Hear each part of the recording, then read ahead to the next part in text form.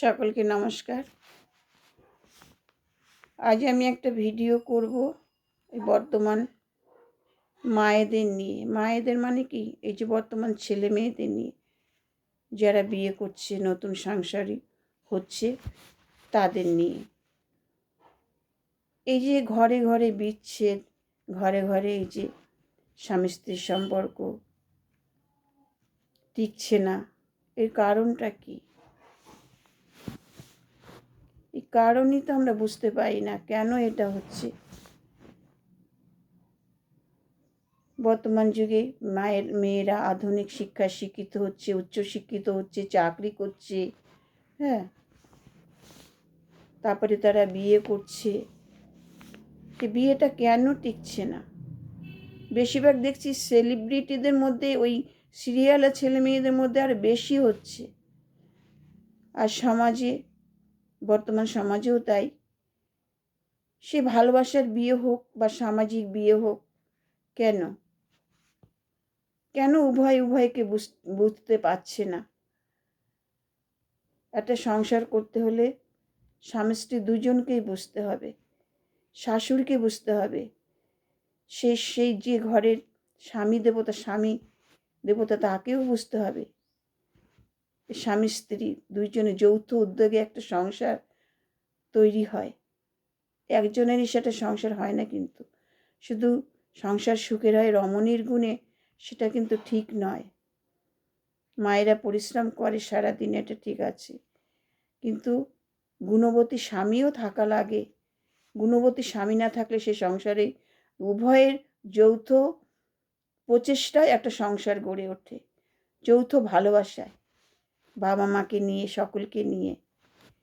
এই মেয়েটির যে ঘরে বউ হয়ে যায়, তাকে কিন্তু বোঝা লাগে আমি বাবা মাকে ছেড়ে এসেছি। বাবা মার বাড়িতে কিন্তু মেয়েরা অতিথি। কত বছর? 20 বছর। আগে ছিল তো আরও কম, মানে 25 বছর। তারপরে বাদবাকি জীবনটা তো শ্বশুর বাড়ি, সেটাই তার আসল বাড়ি। এটা বুঝতে হবে যে এটা আমার বাড়ি, এটা আমার সংসার। এই সংসার আমি গড়ে তুলব, আমার মতো করে গড়ে তুলব, আমার আমার মনের মতন করে আমি সংসার গড়ে তুলব, সকলকে নিয়ে। স্বামীকে ভালোবাসবো, আর স্বামীকে ভালোবাসবো মানে তার মা বাবাকে ভালোবাসবো। কারণ আমি স্বামীকে কোথায় পেলাম? আমি বাবা মার থেকে তো স্বামীকে পেলাম। তাহলে আমি যদি স্বামীকে এত ভালোবাসি, তার বাবা মাকে ও ভালোবাসতে হবে। কারণ আমি যদি তার বাবা মাকে ভালো না বাসি, আমার স্বামী দুঃখ পাবে, তার মন ভালো থাকবে না। হ্যাঁ, তো এটা আমার সংসার, আমাকে গুছিয়ে করতে হবে শ্বশুর শাশুড়ি সকলকে নিয়ে। আমার সন্তান হলে তাদেরকে ছোট থেকে বড় করা, শিক্ষা দিয়ে, সুন্দর সংস্কার দিয়ে তাকে গড়ে তোলা মায়েরই বেশিরভাগ কৃতিত্ব থাকে। মায়েরই কাজ কিন্তু এটা। এটা প্রত্যেক সংসারেই দেখি, মায়েরা কিন্তু ছোট থেকে সেই অওয়া কখার থেকে শিশুকে সুন্দর করে গড়ে তোলে। আবার দেখি শাশুড়ি মা, তাকে কিন্তু বুঝতে হবে, আমি আমার ছেলের বউকে ঘরে এনেছি, সে আমার ছেলের বউ, আমার মেয়ে। সারা জীবনের জন্য তাকে আমি এনেছি। হ্যাঁ, আর এখনকার দেখুন, আগেকার কী হতো, ছোট থাকতে বিয়ে হতো, তখন শাশুড়িরা তাকে গড়ে পিঠে মানুষ করে নিত। কিন্তু এখন তো তা নয়, একটা মেয়ে সমস্ত শিখে পড়ে তারপর কিন্তু শ্বশুরবাড়িতে যায়। কারণ আগেকার মতো সে ছোটো বয়সে আর বিয়ে হয় না। এখন 25 বছর, 20 বছর, 30 বছর বয়সে বিয়ে হচ্ছে। তারা তৈরি হয়ে যায়, তাই তাদের কিছু শেখাতে হয় না। সেখানে শাশুড়ি মাকে বুঝতে হবে যে এটা আমার ছেলের বউ, এটাই তার আসল সংসার, আমিও এই সংসারে এইভাবে একদিন এসেছি, এটাকে বুঝতে হবে। আমার শাশুড়ি আমাকে যেভাবে পরিচালনা করছে, আমি সেভাবে করতে পারি না, কারণ বর্তমান যুগ এখন এখন আলাদা, এখন অন্যরকম, তখনকার সময়ের মতো নয়। তাহলে ওদের মতো করে ওদের ছেড়ে দিতে হবে, ওদের মতন করে ওরা সংসার করুক। তাদের বৌমাকে বলতে হবে তোমাদের সে আমাদের তোমাদেরকার এখনকার শিক্ষা দীক্ষা আমাদের সাথে মিলবে না, আচার আচরণ তোমরা তোমাদের মতন করে সংসার করো, আমাদের প্রয়োজন হলে ডেকো, আমরা সেটা করে দেব, আমাদের মতন আমরা থাকি, তোমাদের মতন করে তোমরা গুছিয়ে সংসার করো, এটাই আমাদের আনন্দ, এটাই আমাদের শান্তি। তারপরে যখন যে নাতি নাতনি আসবে, তাদের নিয়ে তাদের সময় কাটবে, তারাই হবে তাদের খেলার সাথী। এটা শাশুড়িকে ভাবতে হবে। হ্যাঁ, হিংসা নয়, ছেলের বউ মানে ছেলের বউ কেন হিংসা করবো কেন? সে কি আমার হিংসা করার পাত্রী? সে কি আমার হিংসা করা পাত্রী? সে জোর করে এখানে আসেনি। তাকে আমরা এনেছি না আমার ছেলে এনেছে। তার ভাগ্য এখানে, সেটাকে বুঝতে হবে। তার ভাগ্য তো এখানে লেখা আছে। আবার স্বামী দেবতা, তাকেও বুঝতে হবে যে আমি তাকে সারা জীবনের জন্য এনেছি। তার সুখ দুঃখ ভালো মন্দের সব দায়িত্ব আমার। তার সম্মান রক্ষা করা আমার তাকে সম্মান করা আমার, ভালোবাসা, বিশ্বাস ভক্তি ভালোবাসা দিয়ে একটা সুন্দর স্বামী স্ত্রীর সম্পর্ক গড়ে ওঠে। আর সেই সংসারী শান্তির হয়, সুখের হয়। খালি একজনকে বুঝলে হবে না, যে পতিদেবতাকে বুঝতে হবে। হ্যাঁ, তাকে সব থেকে বেশি বুঝতে হবে। তাকে পরিচালনা, সংসারটা পরিচালনা তার তার তার কাছে, তাকে সঠিকভাবে পরিচালনা করতে হবে। আমি মাকে যে চোখে দেবো, আমার বউকে সেরকম ভালোবাসবো। মাকে যেমন ভালোবাসবো, মা মায়ের জায়গায়, বউ বউয়ের জায়গায়। মায়ের ভালোবাসা বউয়ের ভালোবাসা তো এক হতে পারে না। মাকে মায়ের মতো ভালোবাসবো, বউকে বউয়ের মতো ভালোবাসবো। একজনকে রেখে একজনকে নয়। তবেই তো সে স্বামী। যদি সে সবাইকে ব্যালেন্স করে নিয়ে পরিবারটাকে গঠন করে করতে পারে, তবেই সে স্বামী। ওই একটা পক্ষ নিয়ে কখনো একটা সংসার হয় না। মায়ের পক্ষ নেব বা বউয়ের পক্ষ নেব, এটা হাত সবার সব থেকে বড় পরিবার গঠনের থাকে, চাবিকাঠি কিন্তু একজন সে পতিদেবতার। হ্যাঁ, তাকে সারা জীবনের জন্য এনেছি। কেন বিচ্ছেদ হবে? কেন তাদের মতের এত মিল? কয়েক মাসের মধ্যে, কয়েক বছরের মধ্যে মতের এত মিল হচ্ছে কেন? কিসের জন্য? কেন উভয়কে বুঝে চলতে পারছে না? কেন? তাহলে এটা কেন হচ্ছে? আমরা তো বুঝতে পারি না এটা কেন হয়। তার পছন্দ মতন আমাকে চলতে হবে, আমার পছন্দ মতো সে চলবে। হ্যাঁ, ঘরের স্ত্রী পছন্দ মতন পুরুষকে চলতে হয়, তবে তো এটা সংসার। আবার পুরুষের পছন্দ মতন স্ত্রীকে চলতে হয়। তবে ঘরের বউ কিন্তু ঘরের কাজের মধ্যে বেশি থাকে। সে চাকরি করলে বাকি, উভয় চাকরি করলো, সংসারটা দুজনকে বুঝতে হবে। একটু সময় পেলে একটু সাহায্য করতে হয়, পুরুষকেও করতে হয়। চাকরি করা যাদেরই ঘরের যাদের বউরা চাকরি করে, শাশুড়িকে তখন সাহায্য করতে হয়। শাশুড়ির সাহায্য তখন খুবই প্রয়োজন হয় বৌমা চাকরি করলে। এবার বুঝে চললে কি করে সংসারে অশান্তি আসবে? আমি তো বুঝতে পারি না। সারা জীবনের জন্য শেষ নিঃশ্বাস ত্যাগ পর্যন্ত আমি তার দায়িত্ব আমার।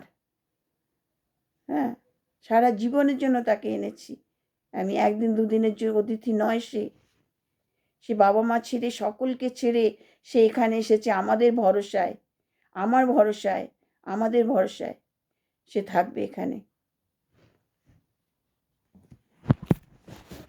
আর তার সাথে সব থেকে বড় দরকার হচ্ছে সবসময় যেন ঈশ্বর চিন্তায় থাকতে হবে, ঈশ্বর কেন্দ্রিক হয়ে থাকতে হবে। হ্যাঁ, ঈশ্বরমুখী হয়ে চলতে হবে। এটা কিন্তু সব থেকে সংসারে বড় ধর্ম। সংসার ধর্মের মধ্যে এটাও একটা বড় ধর্ম। এই ধর্মপথে কিন্তু চলতে হবে। যত ধর্মপথে চলবে তত মন মানসিকতা ভালো থাকবে। এটা কিন্তু বোঝা উচিত, একটা মায়ের, একটা ঘরের বউকে বোঝা উচিত। দুবেলা ঈশ্বর কেন্দ্রিক পথে চলা, স্বামীকে সেই দিকে ঠেলে দেওয়া। হ্যাঁ, তবে দেখবেন সব দিক দিয়ে সেই মন মানসিকতা সব ভালো থাকে। কখনো সে মানে বাহিরমুখী হয় না, সে স্বামী কখনো হতে পারে না, যদি ধর্মপথে ঈশ্বরকেন্দ্রিক পথে সে চলে। এটাকে বুঝতে হবে। আর সন্তানকেও নিজে হাতে কাজ শেখাতে হবে।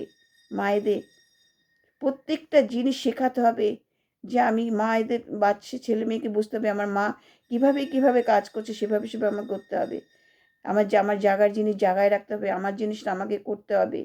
এটা সে সন্তানের বোঝা হইতে মাকে শেখানো। ছোট থেকে ছেলে কি মেয়ে, তাকে তাকে স্বাবলম্বী করে তুলতে হবে। কাজের মধ্যে দিয়েও সমস্ত কাজ শেখাতে হবে।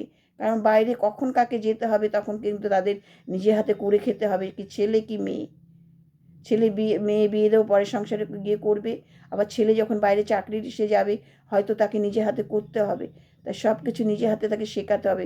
কখনো মুখে তুলে, খাবার তুলে এত সোহাগে আদর সোহাগ থাকবে, আদর যত্ন সব কিছু দিয়ে ছেলে মেয়ে বড় করব, কিন্তু মুখে প্রকাশ করব না, বাহিরে নয়, অন্তরে ভালোবাসা থাকবে। বাহিরে থাকবে শাসন, শাসন থাকবে। সোহাগ করা তারই সাজে শাসন করেছি। এইভাবে একটা সংসার গড়ে তুলতে হবে সকলকে নিয়ে। আর এখনকার মায়েরা একটি বাচ্চা, কেন একটি বাচ্চা? অন্তত মায়েদের আমি সপ্তাহের মায়েরা বলি দুটো বাচ্চা অন্তত তাদের নিতে হবে। দুটো বাচ্চা, সেই বাচ্চাটা খেলার শীতে পায়রা একাকিত্বে ভোগে। দুটো বাচ্চা অন্তত। আগেকার মায়েরা 10টা 12টা করে মানুষ করতো, মা ঠাকুমাদের আমলে কী করে করতো? এখনকার মায়েরা কেন অত ভয় পায়? দুটো সন্তান অন্তত থাকা উচিত পরিবারে। হ্যাঁ, তারা তারা সবার স্নেহ ভালোবাসা পেয়ে বড় হবে। ঠাকুমা দাদু মায়ের স্নেহ ভালোবাসায় তারা বড় হয়ে উঠবে। তারা একে অপরের খেলার সাথী হবে। হ্যাঁ, মায়েরা এখনকার একটা বাচ্চার বেশি ভয়, এই জন্য তো প্রত্যেকটা বাচ্চা এরকম বেয়ারা বেপরোয়া হচ্ছে। অন্তত দুটো বাচ্চা অন্তত নেওয়া উচিত প্রত্যেকটা মায়ের। হ্যাঁ, তাই অনেক সময় একটা বাচ্চা দেখুন কখন কোন অ্যাক্সিডেন্ট ঘটে যায়, কার কতদিন আয়ু আছে কেউ কি বলতে পারে? এরকম কত ঘটনা দেখা গেছে, একটা বাচ্চা অ্যাক্সিডেন্ট হয়েছে আর নেই, তাহলে সে বংশে কি থাকলো? কখনো এই রিস্ক নিতে নেই। দুটো বাচ্চা অন্তত, প্রত্যেকটা সংসারে দুটো বাচ্চা অন্তত নিতে হয়। 3টে 4টে বাচ্চাও তো মানুষ করছে মানুষে। কেন? সাধারণভাবে বাঁচবো। উচ্চ আকাঙ্ক্ষা বিলাসবহুল চিন্তা ভাবনায় কিন্তু ঠিক নয়।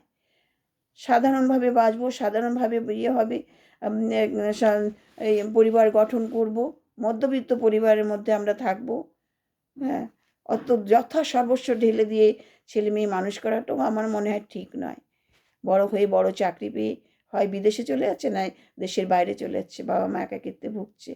বাবা মা কিন্তু যেতে চাইছে না, কারণ তাদের ওই ভিটে ওই ঘর, তাদের কিন্তু ওটাই তাদের আকর্ষণ, ওটা ছেড়ে তারা যেতে চায় না, ওখানেই তাদের সব।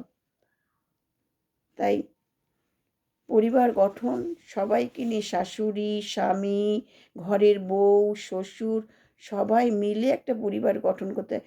চিন্তা ভাবনা তাদের সেরকম থাকতে হবে, তবে তো একটা পরিবার স্থায়ী হবে, তবে তো একটা পরিবার সুখী হবে। পরিবারটাকে সুন্দর একটা মন্দির করে গড়ে তুলতে হবে, সেখানে শান্তি থাকবে, সুখ থাকবে, আনন্দ থাকবে। আমার আলোচনা ভালো লাগলে লাইক শেয়ার কমেন্ট করবেন। জয় গুরু।